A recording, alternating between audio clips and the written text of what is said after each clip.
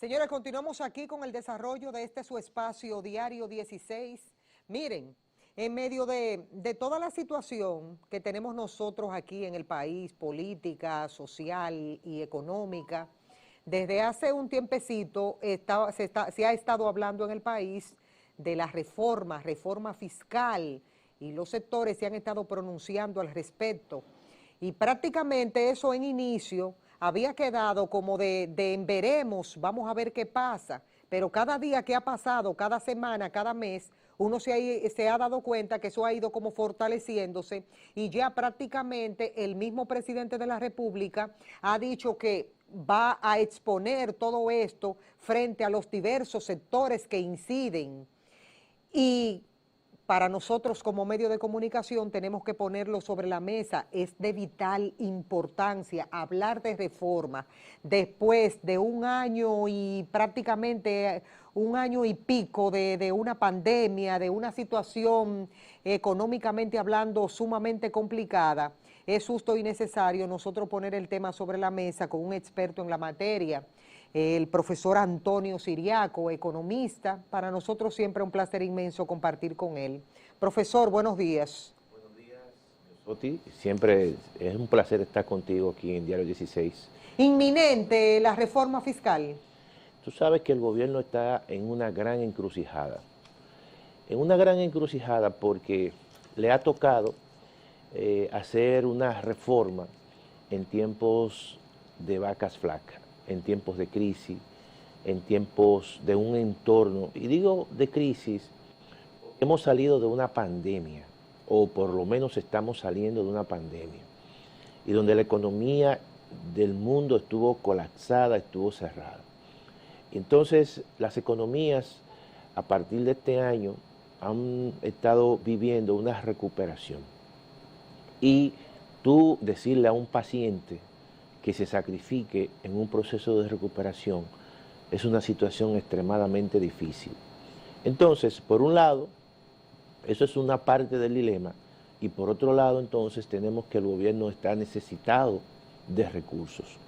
Entonces, yo creo que es una situación para el gobierno y para el presidente de la República que necesariamente le va a reducir el coste, su capital político, porque esta reforma tiene un coste bastante alto en la medida que se ejecute, porque al final, ¿qué estamos diciendo? Una reforma fiscal, por mejor diseñada que esté, nosotros, siempre trae incrementos de impuestos, y esos incrementos de impuestos traen incremento de precios. Pero ¿qué ocurre? ¿Cuál es el contexto en el cual se va en caso de que se ejecute esa reforma? En un contexto donde los precios de las materias primas están elevados, donde los precios de los contenedores están muy elevados, donde los fletes que han pasado en algunos casos de $2.000 a $22.000, donde el transporte marítimo está costoso, donde el precio del petróleo ha pasado ya la línea de los $75 el barril, donde el precio del gas natural se ha duplicado y donde el precio del carbón mineral ha pasado de $50 la tonelada métrica hasta $200. Todo eso generalmente está presionando los costos internos, y por eso tú has visto que los precios de los alimentos en la República Dominicana, el precio del pollo, el precio del pan y una serie de productos de primera necesidad, pero el precio de los combustibles se han incrementado de precios. Pero también se habla de que posiblemente en un futuro no muy lejano exista también un incremento en la tarifa eléctrica. Bueno, ese es el contexto. Yo puedo dar fe y testimonio de que yo echaba a mi carro 2.000 pesos de combustible, se llenaba por completo. Ayer yo tuve que echarle 2.750 pesos. De manera que tú estás gastando adicionalmente 700 pesos. 750 pesos más para llenar el tanque de tu vehículo. Todo eso, obviamente, sin tú tener un incremento de salario. Exactamente. Porque tú eres clase media. Pero esos incrementos de salarios, salario mínimo, que se llevó en el techo a 21.000 pesos, prácticamente eso se ha esfumado. ¿Por qué? Bueno, porque los incrementos de precios han borrado esos incrementos en el salario. Yo pienso que esa situación es la que está en el contexto de una reforma fiscal. Todavía no sabemos, no vemos el documento, el presidente de la República oficialmente no ha presentado el documento. La reforma fiscal se ha desvinculado del presupuesto que reposa en el anteproyecto de presupuesto que reposa en el Congreso Nacional, y todo parece indicar que el presidente de la República va a negociar esa reforma con los principales partidos políticos. Pero no sabemos el documento. Lo que se ha filtrado es que en un primer momento la filosofía de esa reforma es el que más gana, más paga. Pero toda la vida uno ha escuchado eso, parte, profesor. pero ahí voy. ¿Cómo uno establece esa diferencia? Porque desde que yo tengo uso de razón me han dicho que la reforma es para que el que gana más pueda aportar más. Eso se ha convertido en un cliché de manera filosófica. Sin embargo, también se ha dicho que se va a gravar la propiedad, se va a gravar aquellos que tienen altos niveles de ingreso, se va a disminuir el ITEVIS, la tasa del ITEVIS, y se va a ampliar la base. ¿Qué significa eso? ¿Qué significa la ampliación de la base? La ampliación de la base en el espacio fiscal que hay ahora mismo en la República Dominicana, quedan pocos sectores y pocos productos por gravar. ¿Cuáles son los que quedan? Los alimentos, la salud, la educación. Y entonces estamos viendo que obviamente si se graban los alimentos en un contexto donde los precios de los alimentos están caros, estamos perjudicando a los más pobres, a los sectores de clase media. El gobierno dice, vamos a proteger a los más pobres, pero ¿y la clase media? Evidentemente que esta reforma va a afectar en su gran mayoría a sectores de clase media, porque son aquellos sectores que no reciben ningún tipo de ayuda del gobierno. Son sectores que están pagando dobles servicios, son sectores que los incrementos de salario no le llegan. Entonces, yo creo que la situación que se ha presentado en este contexto para aplicar una reforma fiscal es un tanto difícil. Yo soy partidario y he dicho que todavía no es el momento para aplicar una reforma quizás en la magnitud que requiere el Estado Dominicano. Yo lo que creo es que si en caso que se aplique una reforma tiene que ser de baja intensidad y que sea una reforma de manera gradual, porque eso va en cierta manera a minimizar los costos políticos, pero los costos sociales. ¿Por qué? Por lo que te he explicado. Hemos prácticamente todavía estamos lidiando con una pandemia, aunque la economía con el plan de vacunación, con la tasa de vacunación ha venido liberándose, la gente le ha perdido el temor, pero otra vez parece que la tasa de contagio se ha venido incrementando. Y ¿no afecta al gobierno que tuvo que eliminar el estado de emergencia? Ya a partir del lunes no hay estado de emergencia. Bueno, se eliminó el toque de queda. Pero tú sabes entonces cuáles son las consecuencias de eso. Por eso le digo que la reforma va a ser inminente. Claro, pero aunque sea, supongamos lo siguiente, aunque sea eminente la reforma, pero ¿cuál sería el coste social, el coste incluso político? Déjame decirte lo siguiente, ¿cuál es la experiencia que nosotros tenemos en la zona de América Latina? Bueno, tenemos la experiencia de Colombia. Colombia diseñó una reforma bastante bien elaborada, pero tuvo que echar para atrás. ¿Por qué? Bueno, porque gravaba prácticamente a las personas y el 75% de los ingresos eran a las personas, a gente aparentemente de clase media y de altos ingresos. Pero la población se resistió a eso. Pero lo más reciente que ha ocurrido es en Ecuador, que el presidente propuso una reforma fiscal y ha tenido que retroceder. Si tú observas la dinámica de las propuestas que se han hecho y los anuncios que se han hecho en la República Dominicana, te das cuenta de que hay cierto temor en el gobierno por presentar la reforma, porque al final todo esto tiene un impacto económico y un impacto social y un impacto político. Y esto va a disminuir el capital político del presidente de la República. Quiero establecer una diferencia para que usted me diga, ¿a qué usted cree que se deba que él no lo hizo en un momento determinado el presidente Danilo Medina? Yo creo que fue un error. Y no lo hizo porque, obviamente... ¿Un error no haberlo hecho? Claro. ¿Y por qué ahora es un error hacerlo? Y te voy a explicar ahora. Ajá, explíqueme. Déjame decirte lo siguiente. El presidente Danilo Medina, el expresidente Danilo Medina, obviamente que en el año 2012 hizo una reforma, pero quiso hacer una reforma mucho más profunda. Pero, evidentemente, las condiciones y el entorno de la economía no le permitió que hiciera una reforma mucho más profunda. La gente se resiste siempre a los incrementos de impuestos y generalmente esa reforma, más que una reforma fiscal, fue una reforma tributaria de incrementos de tasas impositivas y ampliación de la base. Y sencillamente fue una reforma parcial. Ahora, ¿por qué no la hizo de manera, o por lo menos no siguió la ruta de la Estrategia Nacional de Desarrollo? Porque evidentemente las reformas tienen un coste político y tú mides el coste político versus el beneficio político, y si el coste político es mayor, entonces tú no la haces en ese momento. Ahora, ¿por qué yo creo que fue un error? Mira, las reformas se hacen en tiempos de bonanzas y no en tiempos de crisis.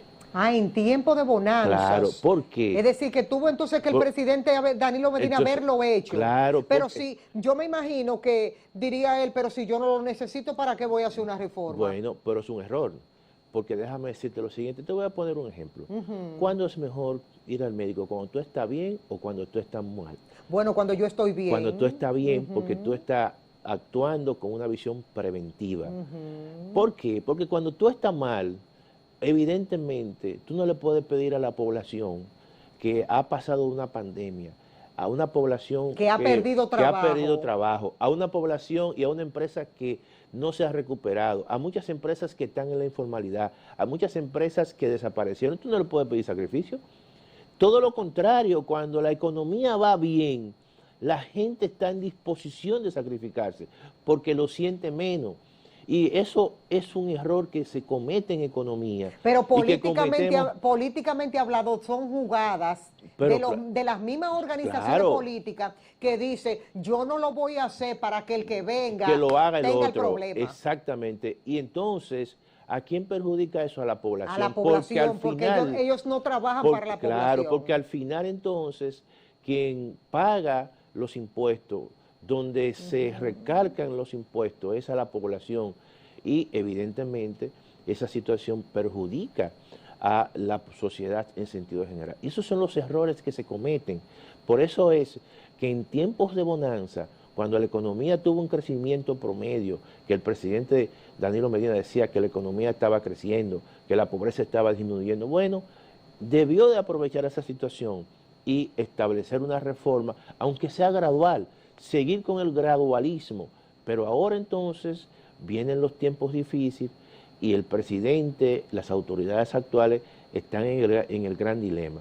Si no hacen la reforma, entonces la otra contrapartida es que se va a seguir endeudando el país porque no tiene recursos, y eso entonces, tarde o temprano, y se incrementa la deuda y tarde o temprano se va a tener que hacer una reforma para evitar precisamente que la deuda sea un gran problema para el país.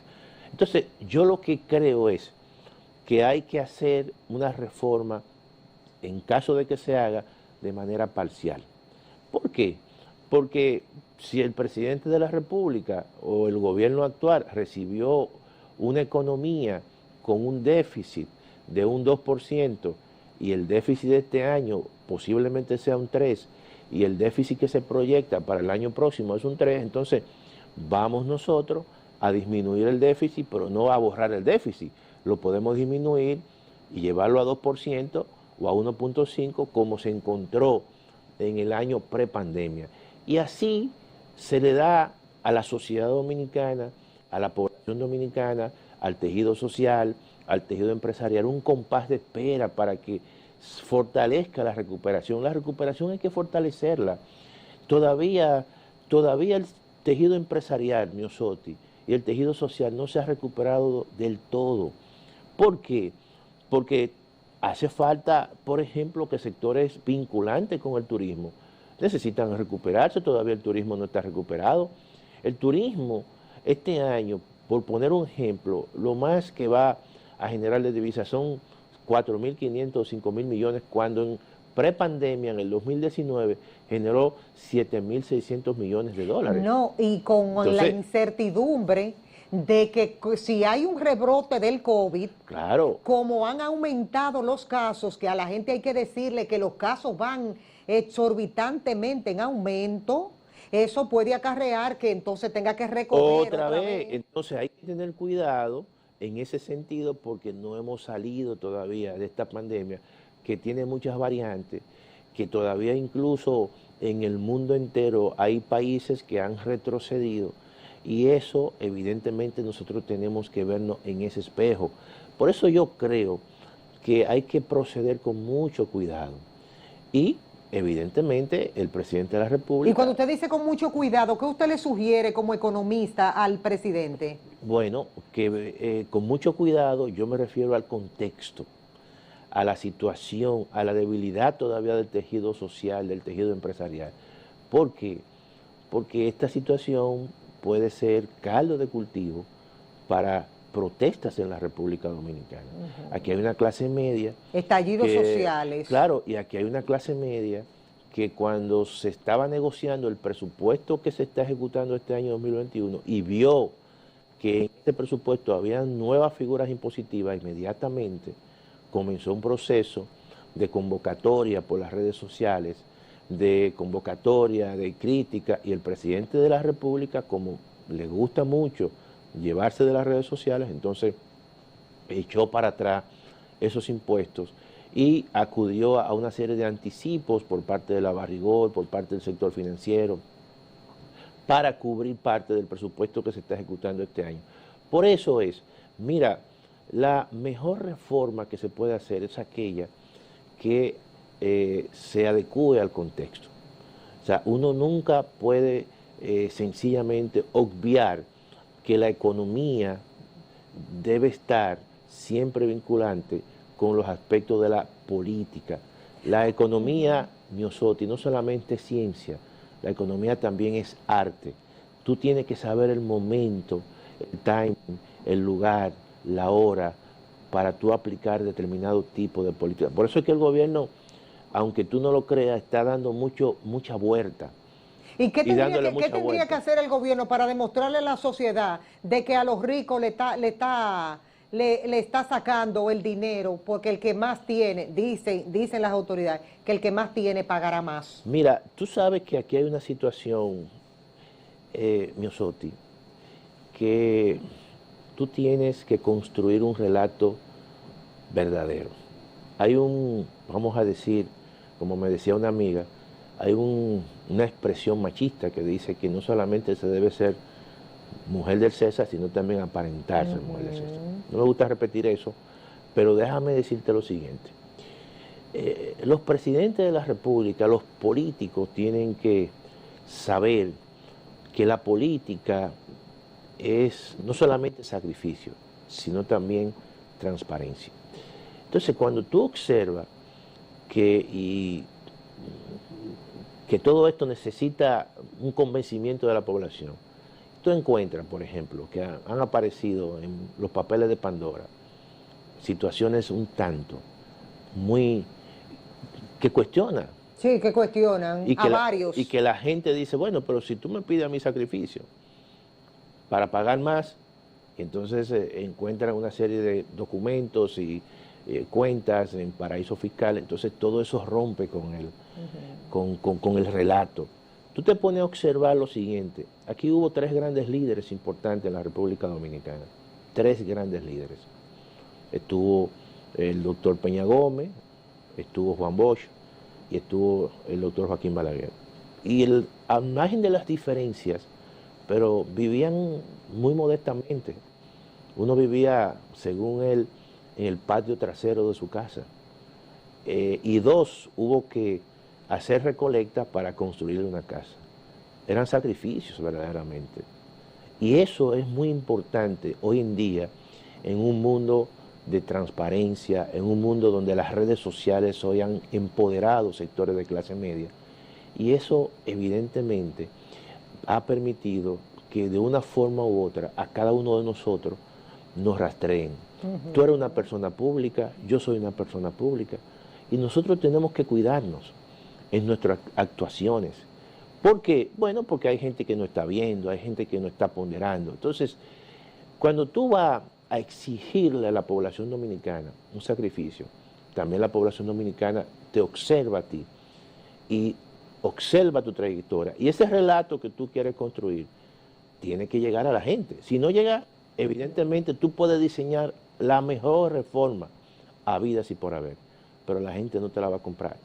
Entonces yo creo que hace falta la construcción de una gran relato, que el gobierno diga, mira, y lo está haciendo bien en el sentido siguiente, el gobierno está manejando los recursos, ¿verdad?, y haciendo un esfuerzo para la eficiencia del gasto público. Claro, eso es parte del relato, pero también hay que seguir avanzando y convencer a la gente de que la reforma es necesaria. Yo creo que hay una situación del entorno. Que hasta me sorprende a mí, profesor, claro, que el empresariado no ha dicho ni esta boca es mía. Claro, claro, es así. Entonces, ¿por qué? Bueno, porque en cierta manera hay que ver, tú entiendes, la composición misma del mismo gobierno, donde hay personas muy buenas, pero que provienen, y muy serias, pero que provienen de un sector empresarial. Sí. Entonces todo eso en cierta manera... Todo eso influye. Nosotros no podemos decir lo contrario al presidente. Exactamente, entonces es así. Y yo creo que hasta en eso uno tiene que tener un tanto de cuidado. Pero yo lo que creo es, donde yo veo el principal escollo, es en el aspecto del entorno económico internacional. Tú aplicar una reforma donde los niveles de precio de los alimentos están altos, donde los niveles de los combustibles están altos, y al final, por más compensación que tú le puedas dar a los grupos pobres, pero te va a dar cuenta de que cualquier tipo de reforma fiscal va a incrementar precios. No, y la clase media, que es la que muchas veces se empodera de todo, claro, vamos a sufrir seriamente. No, y no solamente eso, sino que hay que saber lo siguiente, que al final la gente con sus salarios mide su poder de compra.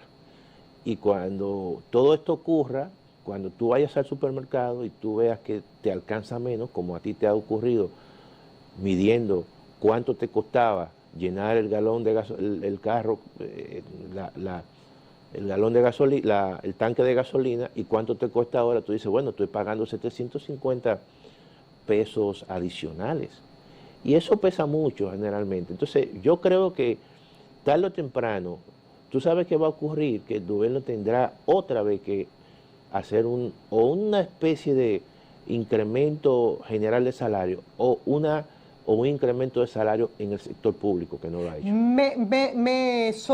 Dos aspectos que yo no quiero que se queden en esta conversación. El endeudamiento externo, que eso no tiene mamacita, y la parte de gravar la propiedad. Eso me preocupa, esa parte. Vamos a comenzar con lo de gravar la propiedad. Bueno, tú sabes que en cierta manera hay una ley que se está aplicando, no sé si ya venció el plazo, la ley 42-20 sobre revalorización del patrimonio. Se le ha dado una gracia con una baja tasa para que la gente ausculte parte del patrimonio, y entonces luego eso se le grava con una tasa básicamente menor. Es obvio que ese es un tipo de impuesto que es progresivo. Claro, hay un monto exento.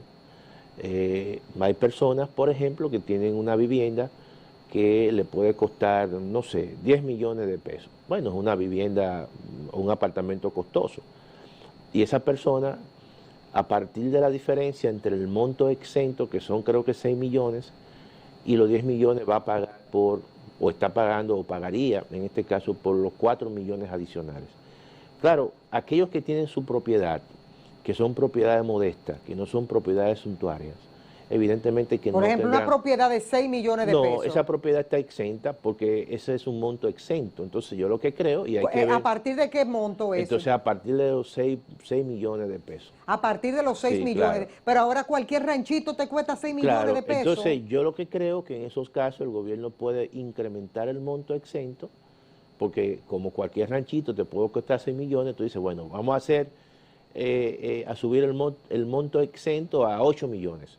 Entonces ya eso liberaría muchas propiedades que tienen valores por debajo, evidentemente, de los 8 millones. Porque ya 8 millones es un apartamento más o menos ya de clase media o clase media alta. Y ya todos aquellos que estén por encima, evidentemente que pagarían. Yo también creo que en caso de que se ejecute la reforma, hay impuestos que se aprobaron en el año 2012, en la reforma del 2012, pero que no se aplicaron. Por ejemplo, el impuesto al 1% de la placa sobre la base del valor nominal del vehículo, evidentemente que no se aplicó. Pero que ahora lo subieron. Pero que ahora se va a aplicar. Sin reforma, ¿y eso lo subieron? Sí, pero no el 1%. No, Entonces, no, claro. Entonces allí el que tiene un carro, por ejemplo, utilitario, evidentemente que no va a tener problema, porque la placa seguirá pagando los 1.500, pero aquel que tiene un carro, por ejemplo, ya con valores de $100.000, $80.000, eso tendrán que pagar. Porque otra de las cosas que hay aquí, que también el parque vehicular se ha incrementado de manera extraordinaria y hay también muchos vehículos de altos niveles, no de consumo, sino que son costosos, verdaderamente que son de lujo, pagando 1.500 o 2.500 pesos de placa, prácticamente igual que el carro de concho. Yo pienso que eso no debe ser. Debe haber, evidentemente, un pago impositivo en función del tipo de vehículo. Si es utilitario, evidentemente que el vehículo tiene que pagar una tasa reducida. Si es un vehículo de lujo, evidentemente que tiene que pagar un mayor porcentaje. Estamos hablando del 1%, sí, claro, de la base del valor del vehículo. Un minuto, profesor. Sí. La parte del endeudamiento externo. Tú sabes que eso es quizá el problema más importante que ha puesto en boga la reforma fiscal. El endeudamiento, evidentemente que ronda por encima del 65%, y eso es un problema en la medida de que cada vez más hay que pagar más recursos por los intereses. Por ejemplo, los intereses de la deuda pública con respecto al nivel de ingresos tributarios que recibe el gobierno representa entre el 20 y 21%. Es decir, que por cada 100 pesos que el gobierno recibe, tiene que apartar 21 pesos para pagar intereses. Solamente intereses. No estamos también incorporando ahí lo que es la amortización de deudas anteriores. Si nosotros incorporamos la amortización de deudas anteriores, estamos diciendo que por cada 100 pesos que el gobierno recibe, alrededor de 33 pesos hay que pagarlo a los acreedores. Y eso le quita capacidad a los gobiernos para hacer políticas públicas, porque lo que le queda, tiene que pagar nómina, tiene que sacar el 4% de la educación, tiene que, y lo que le queda muy poco para hacer inversión pública, que es uno de los problemas que ha tenido el gobierno para ejecutar la inversión pública. Apenas lo que está en la composición del presupuesto dedica el 93% del presupuesto a gasto corriente y el 7% de inversión pública. De manera que eso es un porcentaje que es insuficiente para una economía como la economía dominicana, que necesita pagar, invertir más, construir más, porque cuando tú inviertes, cuando tú construyes, cuando tú haces infraestructura, tú estás mejorando la competitividad de la economía, está mejorando, está creando empleo que son mucho más productivos y además está elevando la capacidad productiva de un país para que esté en condiciones para producir más. Entonces, en ese sentido, hay que mejorar toda esa parte de la inversión pública. El trabajo que queda entonces es enorme y ojalá que el equipo económico del gobierno sepa realmente todo lo que hay que hacer para afectar lo menos posible a la clase media y a los más pobres del país. Profesor, muchas gracias por venir a arrojar luz en medio de tanta incertidumbre, porque cuando se habla de eso, de verdad que nos afecta en todos los órdenes. Nos afecta y más en los bolsillos. Sí. Así es. Señores, hemos finalizado nuestra jornada de trabajo por este día.